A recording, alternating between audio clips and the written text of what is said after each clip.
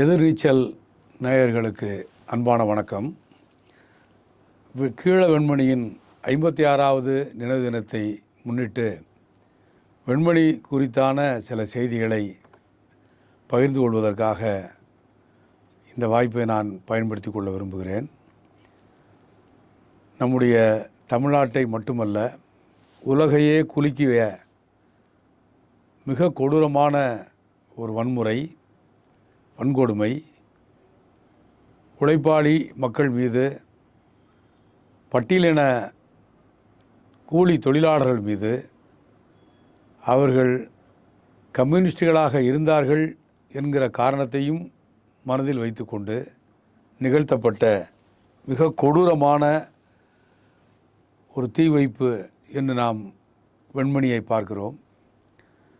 56 ஆண்டுகளுக்கு முன்னால் இந்த கொடுமை நிகழ்ந்திருந்தாலும் கூட அதே வெப்பத்தோடு இன்றைக்கும் நாளை நடைபெற இருக்கிற கீழ வெண்மணியினுடைய அந்த நினைவு தின கூட்டத்தில் தஞ்சை மாவட்டத்திலிருந்து மட்டுமல்ல, தமிழ்நாடு முழுவதும் இருந்து பல்லாயிரக்கணக்கான உழைக்கும் மக்கள், கம்யூனிஸ்ட் பேர் இயக்கத்தினுடைய தோழர்கள், ஆண்களும் பெண்களும் குழந்தைகளும் முதியவர்களும் உணர்ச்சி மயமான அஞ்சலியை, வீர வணக்கத்தை செலுத்துவதற்காக அஞ்சலி வெண்மணியிலே கூடுகிறார்கள். இன்னும் 1000 ஆண்டுகள் கடந்தாலும் வெண்மணியில் கூடுவதும் அவர்களுக்கு உணர்ச்சி பூர்வமாக வீர வணக்கம் செலுத்துவதும் நிச்சயமாக தொடரும். இன்றைக்கு நாங்கள் அதை செய்கிறோம், நாளை எங்களுடைய வாரிசுகள் அதை செய்வார்கள் என்று நாங்கள் உளப்பூர்வமாக நம்புகிறோம். காரணம், கீழ வெண்மணி என்பது அந்த எரிந்து ராமையாவின் குடிசையில் எரிந்து சாம்பலாகி போன அந்த 44 அவர்கள் தொடர்பான 44 உயிர்கள் தொடர்பான ஒரு தியாகம் மட்டுமல்ல, அவர்களுக்காக நிகழ்த்தப்பட்ட தியாகம் மட்டுமல்ல, அது ஒட்டுமொத்த இந்திய உழைப்பாளி மக்களுக்காக செய்யப்பட்ட தியாகம். அன்றைய சமூக சூழலிலிருந்து, சமூக பின்புலத்திலிருந்து வெண்மணியை, அந்த கொடூரத்தை தனியாக பிரித்து பலர் பார்க்கிறார்கள். அதை ஒரு தலித்துகள் மீதான தாக்குதல் என்கிற முறையில் மட்டும் அதை பிரித்து பார்க்கிற ஒரு பார்வையும் இங்கே இருக்கிறது. அதே நேரத்தில் அவர்கள் உழைப்பாளிகள், கூலி உழைப்பாளிகள் என்ற காரணத்திற்காகத்தான் அவர்கள் கொல்லப்பட்டார்கள், எரிக்கப்பட்டார்கள் என்று பார்ப்பதும் அவ்வளவு ஒரு சரியான பார்வையாக இருக்காது. அவர்கள் கூலி உழைப்பாளிகள், அதோடு ஒடுக்கப்பட்டவர்கள் என்கிற 2 காரணமும் சேர்ந்துதான் அவர்களை எரிக்க வேண்டும் என்கிற தைரியத்தை, வன்மத்தை கோபாலகிருஷ்ண நாயுடுக்கு மட்டுமல்ல, நில உடைமையாளர்களுக்கு வந்தது என்பதுதான் வரலாற்று ரீதியான உண்மை. தஞ்சை தரணி என்பது மிகப்பெரிய விலையை செங்கோடி இயக்கம் அங்கு கொடுத்திருக்கிறது. 100 ஆண்டுகளுக்கு முன்னால் அல்லது 60-70 ஆண்டுகளுக்கு முன்னால் இன்று நாம் பார்க்கிற தஞ்சை தரணி இல்லை. நாம் தஞ்சையை மட்டும் தனியாக பேசுவதற்கு காரணம், தமிழ்நாட்டின் இதர மாவட்டங்களிலிருந்து மிகுந்த ஒரு மாறுபாடு கொண்ட ஒரு மாவட்டம், தமிழகத்துடைய நெற்களஞ்சியம் என்று அழைக்கப்படுகிற ஒரு மாவட்டம், சோழர்கள் காலத்திலே கட்டப்பட்ட கல்லணை போன்ற நீர்ப்பாசன வாய்ப்புகள் கூட அங்கே ஒரு பெருமளவிற்கு விவசாயம் நடைபெறுவதற்கான காரணமாக இருக்கிறது. ஆண்டிற்கு 2 போகம் நெல் விளைச்சல் அங்கே இருக்கிறது, நிலம் இருக்கிறது, நீர் இருக்கிறது, நிலம் விளைவதற்கான சூழல் இருக்கிறது. மிக முக்கியமாக உழைப்பது யார் என்கிற கேள்விதான் மிக முக்கியம். வரலாற்றில் எப்போதும் உருவாக்கப்படுகிற போது, பொருள் உருவாக்கப்படுகிற போது அல்லது விவசாய உற்பத்தி கிடைக்கிற போது மிக வசதியாக மறக்கப்படுகிற ஒரு பகுதியினர் உழைப்பாளிகள் தான். அப்படித்தான் தஞ்சை தரணியில் சோழநாடு சோறுடைத்து என்று நம்முடைய காவியங்கள் பேசுகிறது, தமிழ்நாட்டின் நெற்களஞ்சியம் என்று நம்முடைய வரலாறு பேசுகிறது. இந்த நெல்லை உருவாக்கியவனை பற்றி பேசுவதற்கு இங்கே யாரும் இல்லை. அவர்கள் எவ்வாறு இருந்தார்கள் என்பதுதான் வெண்மணி தியாகத்தோடு நினைத்து பார்க்க வேண்டிய மிக முக்கியமான வரலாற்று செய்தி என்று நாம் பார்க்கிறோம். இந்த மிக முக்கியமான ஒரு நீர்ப்பாசன வசதியும் நிலவளமும் கொண்ட அந்த நிலமும் நீரும் யாரிடம் இருந்தது? நிலம் மட்டுமல்ல, நீரும் கூட அங்கே பண்ணையார்களின் உடைமையாக இருந்தது. கீழத்தஞ்சை என்று இன்றைக்கு நாம் சொல்கிறோம். இன்றைக்கு அது நாகப்பட்டினம், திருவாரூர், மயிலாடுதுறை என்று 3 மாவட்டங்களாக இருக்கிறது. தஞ்சையும் அந்த தஞ்சை மாவட்டத்தின் ஒரு பகுதியாக இருந்தாலும் நாம் குறிப்பிடுகிற வெண்மணி இந்த கொடூரம் நிகழ்ந்த இந்த போராட்டங்கள் முழுமையாக நடந்த பகுதிகள் மிகுந்த வேர்பிடிப்போடு நடந்த பகுதிகளாக நாம் கீழத்தஞ்சையை குறிப்பிடுகிறோம். நான் குறிப்பிட்ட இன்றைய இந்த 3 மாவட்டங்களைத்தான் அன்றைக்கு நாம் கீழத்தஞ்சை என்று வரலாறு குறிப்பிடுகிறது. கீழத்தஞ்சையினுடைய வடபாகத்தில் இருந்த நிலங்கள் முழுவதும் ஆதீனத்தினுடைய நிலங்களாக, அது தருமபுரம் ஆதீனம், திருவாடுதுறை ஆதீனம், அகோபில மடம் போன்ற மடங்களுக்கான நிலங்களாக, மடங்களுக்கு நிலம் என்று சொன்னால் ஏதோ 10 ஏக்கர் 20 ஏக்கர் என்ற முறையில் இல்லை, ஆயிரக்கணக்கான ஏக்கர் நிலங்கள் இந்த மடங்களுக்கு சொந்தமான நிலங்களாக இருக்கிறது. கிழக்கு தஞ்சையினுடைய தென்பகுதி முழுவதும் மதுக்கூர் போன்ற ஜமீன்தார்களினுடைய கட்டுப்பாட்டு இருக்கக்கூடிய நிலங்களாக இருக்கிறது. கீழத்தஞ்சையினுடைய மையப்பகுதி முழுவதும் பண்ணையார்களுடைய ஆதிக்கத்தில் குன்னியூர் சாம்பசிவம் ஐயர் இது போன்ற ஏராளமான ஒரு 5-6 நில உடைமையாளர் கையிலே ஒட்டுமொத்த நில குவியல் எவ்வாறு இருந்தது என்று பார்த்தால் ஒருவர் கையிலே 5000 ஏக்கர் முதல் 15,000 ஏக்கர் வரையிலான நிலங்கள். இந்த ஒரு கிராமம் மட்டுமல்ல, 10-15 கிராமங்கள் ஒரு பண்ணையாருக்கு சொந்தமான நிலங்கள் என்று சொன்னால் அந்த 10-15 கிராமங்கள் வழியாக ஓடுகிற காவிரியும் கூட அந்த நில உடைமையாளருக்கு சொந்தமானது தான். எந்த அளவுக்கு கொடுமை இருந்தது என்று கேட்டால் காவிரியில் மீன் பிடிக்கிற உரிமை கூட சாதாரண மக்களுக்கு இல்லை. காரணம், நிலமும் பண்ணையாருடைய நிலம், அந்த நிலத்தின் வழியாக ஓடுகிற நீரும் பண்ணையாருக்கு சொந்தமானது. இந்த குடியான மக்கள் குடியிருப்பதற்காக, குடியானவர்கள் என்பது கூட ஒரு நாகரிகமான சொல்லாடல், பிற்பாடு அது விவசாய கூலிகள் என்ற நவீன பெயரை பெற்றது. விவசாய கூலிகள் என்பது நவீன பெயர் மட்டுமல்ல, அது ஒரு அரசியல் சொல்லாடல். உண்மையில் இந்த விவசாய கூலிகளுக்கு வரலாற்றில் அவர்களுக்கு இருந்த பெயர் என்ன என்று கேட்டால் அவர்கள் பண்ணை அடிமைகள். இந்த பண்ணை அடிமைகள் என்று சொன்னால் ஒரு பண்ணையில் தலைமுறையாக வேலை செய்ய வேண்டிய கொடுமை. பண்ணை என்று சொன்னால் நாம் கற்பனை செய்வதைப் போல் ஏதோ ஒரு குறிப்பிட்ட ஒரு முதலாளி ஒரு 4-5 ஏக்கர் நிலத்தில் அவர் ஒரு பண்ணை அமைத்திருக்கிறார் என்கிற முறையில் அல்ல. 15,000 ஏக்கருக்கு சொந்தமான பண்ணைகள், கற்பனை செய்து பார்க்க முடியாத நிலப்பரப்பு, 20-30 கிராமங்கள் முழுவதும் அந்த பண்ணையாருக்கு சொந்தமான நிலங்கள். காவல்துறை உள்ளே பிரவேசிக்க முடியாது, வருவாய்த்துறை அந்த பக்கம் திரும்பி பார்க்க முடியாது. நாடு விடுதலை அடைவதற்கு முன்னால் இந்த பண்ணையார்களில் பெரும் பகுதியினர் பிரிட்டிஷாருக்கு ஆதரவாக அவர்கள் இருக்கிறார்கள். ஒரு பகுதியினர் பிரிட்டிஷாரை எதிர்த்து போராடி வந்த காங்கிரஸ் இயக்கத்தினுடைய ஆதரவாளராக இருக்கிறார்கள்.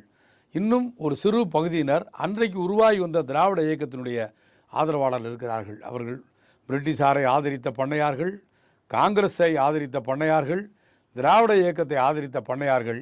இப்படி பண்ணையார்கள் வேறு வேறு அரசியல் நிலைப்பாட்டில் இருந்தாலும் கூலிகளை ஒடுக்குவதில் மட்டும் அவர்கள் பண்ணையார்கள் என்கிற முறையில் வெறிகொண்ட பண்ணையார்களாக இருந்தார்கள். சுரண்டலை மட்டுமே இந்த உழைப்பாளி மக்கள் மீது ஏவுகிறவர்களாகத்தான் இருந்தார்கள். அந்த அடிப்படையில் தான் அங்கே இருக்கக்கூடிய பண்ணை அடிமைகள், அவர்களுடைய வரலாற்றில் அவர்களுடைய பெயர் பாரம்பரியமாக தலைமுறையாக பண்ணையில் வேலை செய்ய வேண்டியவர்கள்.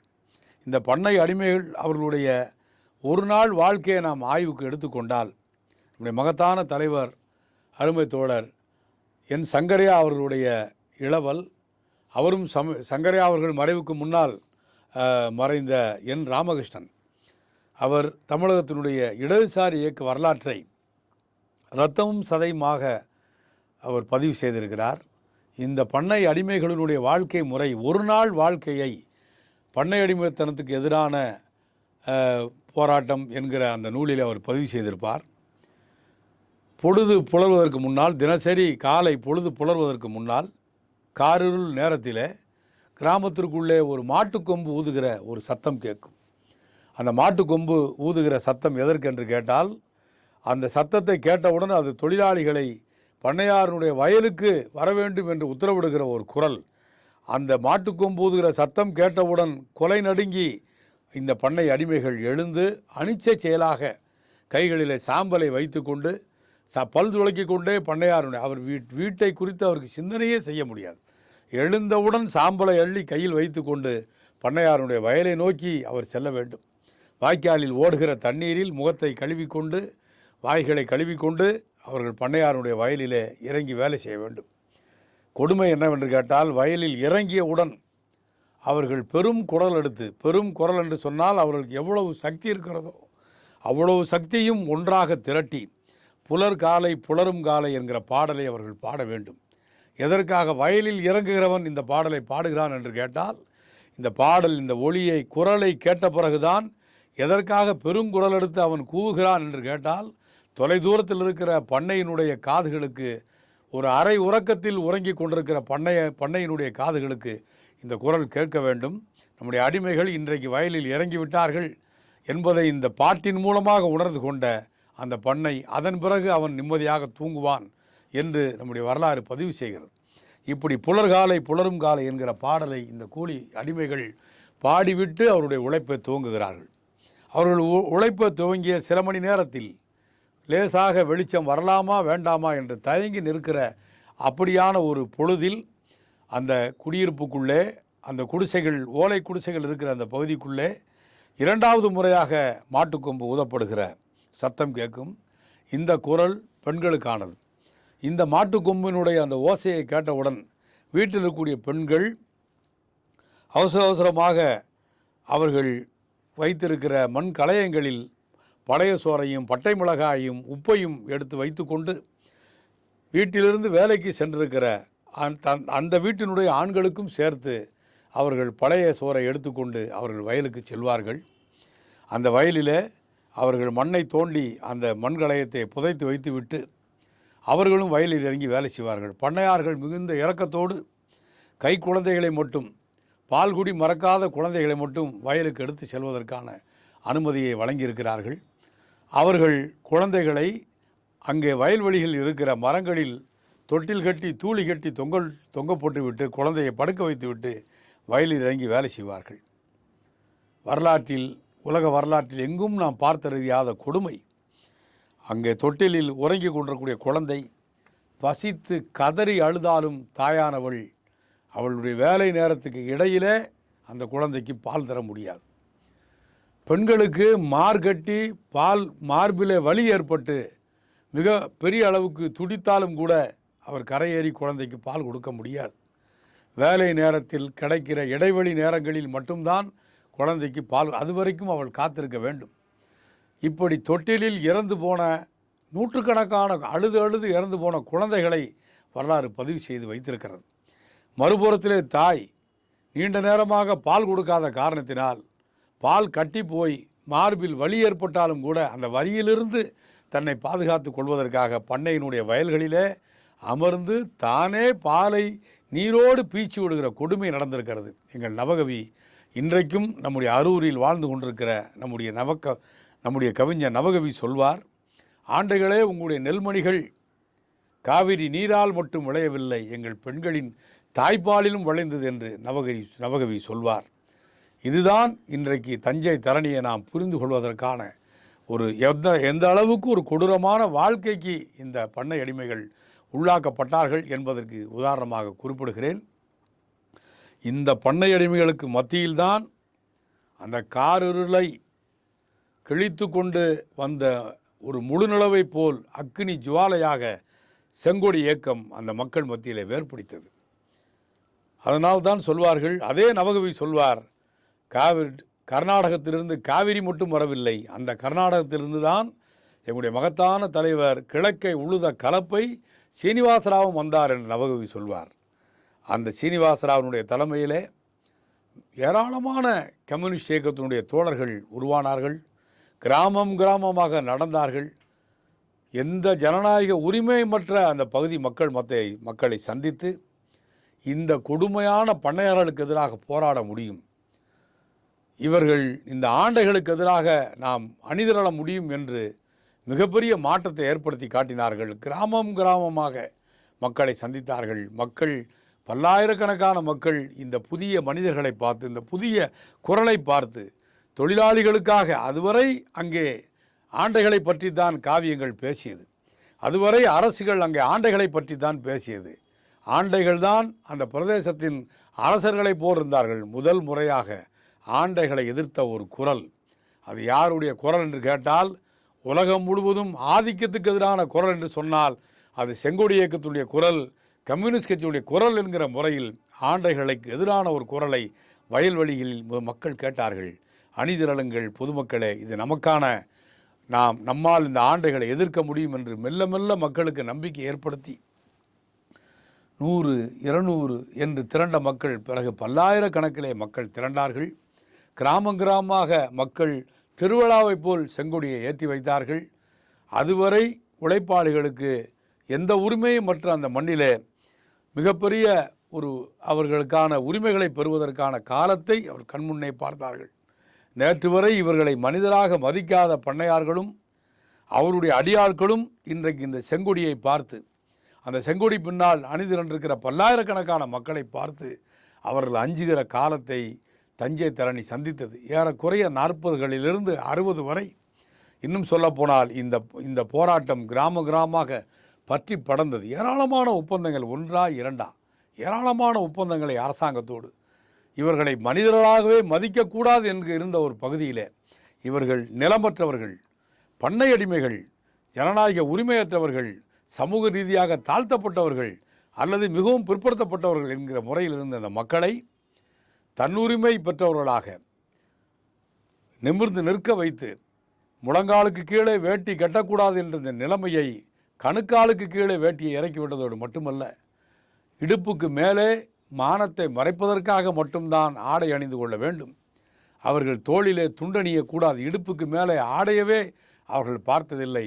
அந்த வரலாற்றை புறந்தள்ளிவிட்டு அங்கே கம்யூனிஸ்ட் இயக்கம் அந்த கருத்த மேனியினுடைய தோள்களிலே எந்த நிறத்தை, எந்த சிவப்பு நிறத்தை பார்த்து பண்ணையாரும் அவருடைய அடியாட்களும் மிரண்டு போனார்களோ, அந்த சிவப்பு நிறத்திலே செந்துண்டை அந்த கருத்த உடம்பிலே அவர்கள் அணிவித்து கிராமங்கள் முழுவதும் அதிசயங்களை நிகழ்த்தி காட்டிய ஒரு இயக்கமாக கம்யூனிஸ்ட் பேரியக்கம், விவசாயிகள் சங்கமும் அந்த பகுதியில் மக்களை அணிதிரட்டியது.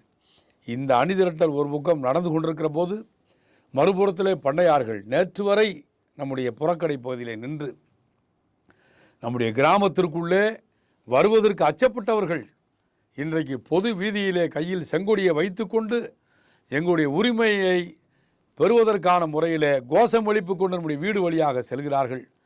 நம்முடைய வீடுகளுக்கு முன்னால் கேட்கிற தூரத்தில் அவர்கள் ஒலிபெருக்கியை வைத்துக்கொண்டு மிகப்பெரிய பொதுக்கூட்டங்களை நடத்தி நமக்கு முன்னால் அவர்கள் நமக்கே ஆணை எடுக்கிறார்கள், நமக்கே கோரிக்கை வைக்கிறார்கள். இதையெல்லாம் சகித்து கொள்ள முடியாது. நெல் உற்பத்தியாளர்கள், பண்ணையார்கள் நெல் உற்பத்தியாளர் சங்கம் என்கிற பெயரால் ஒரு சங்கத்தை அமைத்து செங்கொடிக்கு மாற்றாக மஞ்சள் நிறத்தில் ஒரு கொடியை உருவாக்கி கிராமமாக ஒரு நெல் உற்பத்தியாளர் சங்கத்தினுடைய கொடியை ஏற்றினார்கள். அவர்கள் மிக உயரத்தில் செங்கொடியை அவர்கள் அந்த நெல் உற்பத்தியாளர்கள் அவர்கள் மஞ்சள் நிற கொடியை அவர்கள் உயரத்திலே ஏற்றி வைத்தார்கள். ஆனால் உழைப்பாளி மக்களுடைய உள்ளத்திலே செங்கொடியை அங்கே செங்கொடி இயக்கம் ஏற்றி வைத்தது. கிராமம் முழுவதும் மட்டுமல்ல, உழைப்பாளி மக்களின் இதயங்களும் சிவந்தது. அப்படிப்பட்ட ஒரு காட்சியைத்தான் நம் தஞ்சை தரணியில் பார்க்கிறோம். ஏராளமான ஒப்பந்தங்கள், இவர்கள் கூலி, முறையான கூலி, விடுமுறை என்பதே பார்த்தறியாத மக்கள். திருமணம், யார் வீட்டில் திருமணமோ அவர்களுக்கு மட்டும் 1 நாள் 2 நாள் விடுப்பு என்கிற நிலைமைதான் அங்கே இருந்தது. பண்ணையாளர்களுடைய அனுமதியை பெறாமல், அரசாங்கத்திடம் அனுமதியை பெறாமல் தமிழ்நாடு விவசாயிகள் சங்கம், செங்கொடி இயக்கம் அன்றைக்கு தானே விவசாயிகளுக்கு விடுமுறை அளித்தது.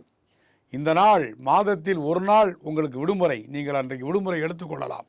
அந்த நாளை மக்கள் எப்படி அடையாளம் பார்ப்பது? எல்லோருக்கும் தெரிந்த நாளாக இருக்க வேண்டும் என்பதற்காக ஒவ்வொரு மாதமும் அமாவாசை தினம் என்று சொன்னால் அது உழைப்பாளிகளுக்கு விடுமுறை என்று இப்படி ஒரு வரலாற்றை உலகத்தில் வேறெங்கும் நாம் பார்த்திருக்க முடியாது. செங்கொடி இயக்கம் ஒரு இணை அரசாங்கத்தை போல் அங்கள் மக்கள் மத்தியிலே அது செயல்பட்டது என்று நாம் பார்க்கிறோம். இதையெல்லாம் சகித்து கொள்ள முடியாத பண்ணையார்கள் ஒன்று திரண்டு அரசாங்கத்தின் உதவியோடு, காவல்துறையின் உதவியோடு நிகழ்த்திய கொடூரங்களின் உச்சம்தான் வெண்மணி கொடுமை. இதற்கு முன்னால் நிறைய பேர் அங்கே வெண்மணியில் மட்டுமல்ல, அதற்கு முன்பு நிறைய தியாகங்களை, வரலாற்றில் எழுத முடியாத, பேச முடியாத, சொல்லி மாளாத தியாகங்களை செங்கொடி இயக்கம் அங்கே செய்திருக்கிறது. பாம்பு கடித்து இறந்தவர்கள், துப்பாக்கிச் சூட்டுக்கு இறந்த சிவராமன் போன்றவர்கள், இரணியன் போன்றவர்கள், சிறைச்சாலையிலே காவலர்களால் உண்ணுகிற உணவிலே விஷம் வைத்து கொல்லப்பட்ட களப்பால் குப்பு என்று எண்ணற்ற தியாகிகளுடைய பெயர்களை நாம் குறிப்பிட முடியும். இந்த தியாகத்தினுடைய உச்சமாக, இந்த தியாகத்திற்கெல்லாம் சிகரம் வைத்ததைப் போல வெண்மணி கொடுமை நிகழ்ந்தது. பண்ணையார்களுடைய வெறுப்புணர்ச்சி, இந்த வெண்மணியிலே நாம் கொடுக்கிற பாடம் இந்த தஞ்சை தரணி முழுவதும் செங்கோடி இயக்கத்திற்கு மிகப்பெரிய பாடமாக இருக்க வேண்டும் என்றவர்கள் அவ்வளவு பெரிய கொடூரத்தை அவர் நிகழ்த்த திட்டமிட்டார்கள். இப்படி ஒரு கொடூரம் நிகழப்போகிறது என்பதை கம்யூனிஸ்ட் கட்சியினுடைய தலைவர்கள் அன்றைய திராவிட முன்னேற்ற கழகத்துடைய அரசாங்கத்திற்கு அவர்கள் முறையாக கவனப்படுத்தினார்கள். காவல்துறை அதிகாரிகள் கவனப்படுத்தினார்கள். எங்கள் ஆட்சியில் அப்படியெல்லாம் நடக்காது என்று அன்றைக்கு முதலமைச்சராக இருந்த அண்ணாதுரை அவர்கள் அன்றைக்கு மறுமொழி அளித்தார்கள். ஆனால் நாம் எதிர்பார்த்ததை விட மிக கொடூரமாக அவர்கள் ஏதோ ஒரு சதியை செய்ய இருக்கிறார்கள் என்று மட்டும்தான் கட்சி உணர்ந்திருந்தது. அதற்கான ஆயத்த பணிகளை மேற்கொண்டிருந்தார்கள். ஆனால் எதிர்பாராத விதமாக இந்த கொடூரம் மனம் படைத்த பண்ணையார்கள் வெண்மணி கிராமத்திலே அந்த சின்னஞ்சிறிய அந்த கிராமத்திற்கு 4 புறமும் அடியாட்களை வைத்து கொண்டு காவல்துறை துணையோடு பல நூற்றுக்கணக்கான அடியாட்களை அந்த சின்னஞ்சிறிய கிராமத்திற்குள்ளே அவர்கள் புகுந்து கண்ணில் தெரிகிற எல்லோரையும் அவர்கள் தடியால் தாக்குகிறார்கள். மக்கள் சிதறி இருந்த மக்கள் கிராமத்து வயல்வெளிகளில் சிதறி ஓடுகிறார்கள்.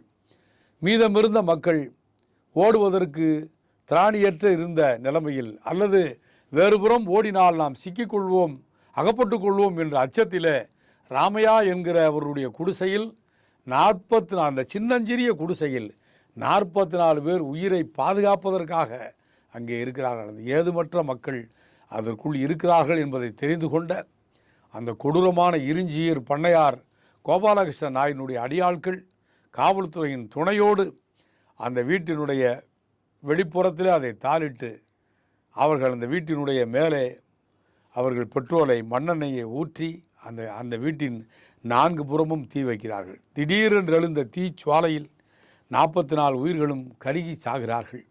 குழந்தைகளை பாதுகாப்பதற்காக தீக்கு வெளியே குழந்தைகளை தூக்கி எறிகிற உள்ளே இருந்து தாய்மார்களோ மற்றவர்களோ குழந்தையை தூக்கி வெளியே எறிகிறார்கள். ஆனால் இரக்கமற்ற பண்ணையாரனுடைய அடியாட்கள் அந்த குழந்தைகளை வேல்கம்பால் குத்தி மீண்டும் அந்த குழந்தையை தீயிலே எரிந்ததை நாம் பார்க்கிறோம். இன்றைக்கு அந்த தஞ்சை தரணியிலே அந்த 44 உயிர்களை படுகொலை செய்ததன் மூலமாக செங்கொடி இயக்கத்தை முற்றிலுமாக அழித்துவிட முடியும் என்று பண்ணையார்கள் நினைத்தார்கள். ஆனால் இன்றைக்கு வரலாறு நமக்கு மிகப்பெரிய சாட்சியாக நிற்கிறது. நாளை நாம் பார்க்கலாம், கீழ தஞ்சையிலே வெண்மணியிலே பல்லாயிரக்கணக்கான பொதுமக்கள் தங்களுடைய வீர புருஷர்களுக்கு அஞ்சலி செலுத்துவதற்காக அங்கே கூடி வருவதை நாம் பார்க்கிறோம். வரலாறு நிரூபித்திருக்கிறது. இன்றைக்கு அவர்கள் எந்த செங்கொடியை மக்களினுடைய மனங்களிலிருந்து அகற்ற வேண்டும் என்று நினைத்தார்களோ அந்த செங்கொடி கம்பீரமான முறையிலே தஞ்சை தரணியிலே பறந்து கொண்டிருக்கிறது. செங்கொடியை ஒழிப்பதற்காக அவர் உருவாக்கிய நெல் உற்பத்தியாளர் சங்கத்தை வரலாறு தடமற்று போக செய்திருக்கிறது. அந்த அந்த நெல் உற்பத்தியாளர்களை மட்டுமல்ல, நெல் உற்பத்தியாளனுடைய அந்த மஞ்சள் நிற கொடியும் கூட இன்றைக்கு ஆழ குடி தோண்டி புதைக்கப்பட்டிருக்கிறது. இன்றைக்கு தஞ்சை தரணியிலே ஒப்பிடுகையிலே தமிழ்நாட்டினுடைய இதர பகுதியில் இருப்பதை போன்ற தீண்டாமை கொடுமைகளை ஒப்பீடு அடிப்படையிலே நம்மால் இந்த அளவிற்கு பார்க்க முடியவில்லை. அங்கே மக்களுக்கு எல்லாம் கிடைத்து விட்டது என்று நாம் குறிப்பிட முடியாது. ஆனால் தன்மான உணர்வோடு வாழ்கிற ஒரு தன்மை ஏற்பட்டிருக்கிறது. எந்த ஒடுக்கப்பட்ட மக்கள் பொது வீதியிலே நடக்கக்கூடாது என்று தடுக்கப்பட்டார்களோ அந்த ஒடுக்கப்பட்ட சமூகத்தை சார்ந்தவர்கள் அரசியல் கட்சி தலைவர்களாக, நாடாளுமன்ற உறுப்பினர்களாக, சட்டமன்ற உறுப்பினர்களாக மட்டுமல்ல கிராமத்தின் தலைவர்களாக உருவாக்கி காட்டிய பெருமை செங்கொடி இயக்கத்துக்கு இருக்கிறது. எனவே வெண்மணி என்று சொன்னால் பழைய வரலாற்றை பேசுவது மட்டுமல்ல, இன்றைக்கும் நாங்கள் அந்த வரலாற்றிலிருந்து நாங்கள் எடுத்துக்கொள்கிற செய்தி என்ன, இன்றைக்கும் கூட வெண்மணி கொடுமைக்கு இணையான கொடுமைகள் இந்த மண்ணில் நிகழ்ந்து கொண்டிருக்கிறது. சாதிய கொடுமை நிகழ்கிறது, தீண்டாமை கொடுமை நிகழ்கிறது, உழைப்பு சுரண்டல் நிகழ்கிறது, கிராமங்கிரமாக உழைப்பாளி மக்கள் சுரண்டப்படுகிற அவருடைய வளங்கள் சுரண்டப்படுவதை நாம் பார்க்கிறோம். அரசமைப்பு சட்டம் இந்த நாட்டை பாதுகாக்கிறது என்று சொன்னால் அந்த அரசமைப்பு சட்டத்தின் துணையோடையே இந்த நாட்டினுடைய அதானி அம்பானி போன்ற மிகப்பெரிய ஒரு உலக கோடீஸ்வரர்களை அவர்கள் உருவாகி கொண்டிருக்கிறார்கள். உழைப்பாளி மக்கள் வேலையின்றி, கல்வியின்றி, ஒரு மாண்புடன் கூடிய வாழ்க்கையின்றி இந்திய மண்ணில் வாழ்வதை நாம் பார்க்கிறோம். இந்தியாவினுடைய ஒரு பகுதியிலிருந்து இன்னொரு பகுதிக்கு பல்லாயிரக்கணக்கான தொழிலாளிகள் பிழைப்பு தேடி புலம்பெயர்வதை அன்றாடம் பார்த்து கொண்டிருக்கிறோம். இதுதான் வெண்மணி தியாகிகளுக்கு நாங்கள் செலுத்துகிற மெய்யான அஞ்சலி. இந்த கொடுமைகளுக்கு எதிராக, உழைப்பிற்காக, பிழைப்பிற்காக புலம்பெயர்ந்து வருகிற இந்த தொழிலாளிகளுக்கு இப்படிப்பட்ட அவலநிலை ஏற்படக்கூடாது. உள்ளூரில் சுரண்டப்படுகிற தொழிலாளிகளுடைய உரிமைகளை பெற்றுத்தர வேண்டும் என்கிற முறையில் மக்களுக்கான ஒரு தேசத்தை, இந்த மண்ணில் சொர்க்கத்தை உருவாக்குகிற ஒரு மாபெரும் பணிதான் உண்மையில் வெண்மணி தியாகிகளுக்கு நாம் செய்கிற மெய்யான அஞ்சலியாக இருக்க முடியும் என்பதை தெரிவித்துக்கொண்டு, நாளை வெண்மணி தியாகிகளுடைய 56வது நினைவு தினம். 56வது நினைவு தினத்தில் மீண்டும் நம்மை புத்தாக்கி கொள்வதன் மூலமாக உழைப்பு சுரண்டலுக்கு எதிராக, தீண்டாமை கொடுமைக்கு எதிராக மக்களை பாதுகாக்கிற மாபெரும் இயக்கமாக செங்கொடி இயக்கம் வளர்வதற்கான, செங்கொடி இயக்கம் மக்களின் இதயங்களிலே அது வேறுபிடித்து வளர்கிற போதுதான் இந்த கொடுமைகளெல்லாம் ஒழிக்க முடியும். அப்படிப்பட்ட செங்கொடி இயக்கத்தை மக்கள் மனங்களில் பதியமிடுகிற மாபெரும் பணிகளை ஏற்படுத்துவோம் என்பதுதான், அதற்காக அர்ப்பணிப்போம் என்பதுதான் 56வது வெண்மணி தியாகிகள் நினைவு தினத்தில் நாங்கள் ஏற்றுக்கொள்கிற உறுதிமொழி என்பதை தெரிவித்துக்கொண்டு விடைபெறுகிறேன். நன்றி, வணக்கம்.